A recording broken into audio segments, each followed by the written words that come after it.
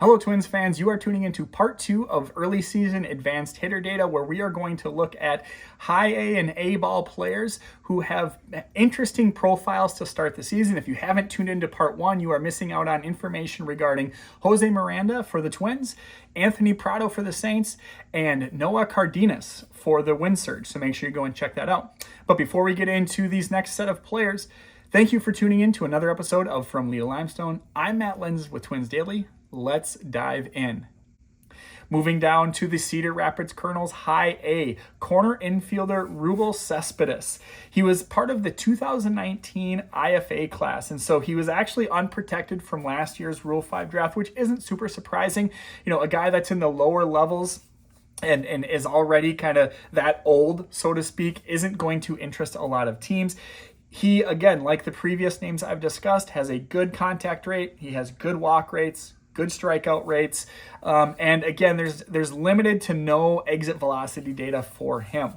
Again, like the others, he hits quite a few ground balls, but he is slugging .630 to start the year due to just an unsustainable fly ball to home run ratio. So he doesn't hit a lot of he doesn't hit a lot of fly balls, but so far this year, the fly balls that he hits are leaving the ballpark. So he does have a .630 slugging, but that can really be misleading when you look at the rest of the batted ball data and his profile.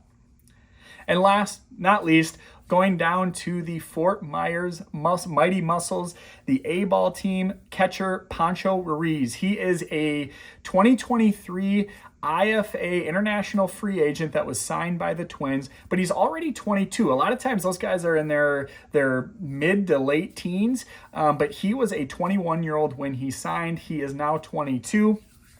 Very good contact rate in the low 80s with good strikeout and walk rates. You're kind of seeing this pattern here, right? Where they have these good surface numbers. And I'm trying to look deeper into these profiles on, are those surface numbers legit? Do they play well at higher levels? And so again, good surface numbers for Ruiz, good contact, good walk and strikeout ratios. He only has average exit velocities, but he is more of a fly ball hitter. That said, he is 108 plate appearances into his professional career, still looking for his first home run, still looking for his first stolen base attempt. So when you're looking at a guy that maybe doesn't have power, does he have a lot of speed?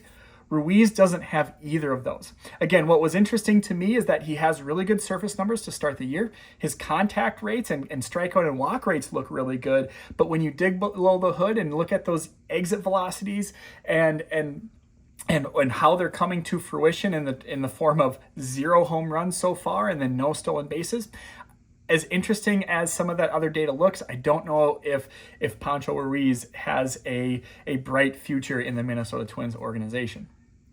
So that's it for my deep dive, wanting to look beyond those surface stats and just get an interesting takeaway from the early season. What do you think about the names that I've listed? Have you heard of these guys? I tried to find guys that aren't considered top prospects, but wanted to find interesting data at the same time. Are there any other prospects you are looking at for the Minnesota Twins? Let me know in the comments. Let me know on YouTube, Musings from Twins Territory, or let me know on Twitter at Lenzy2108.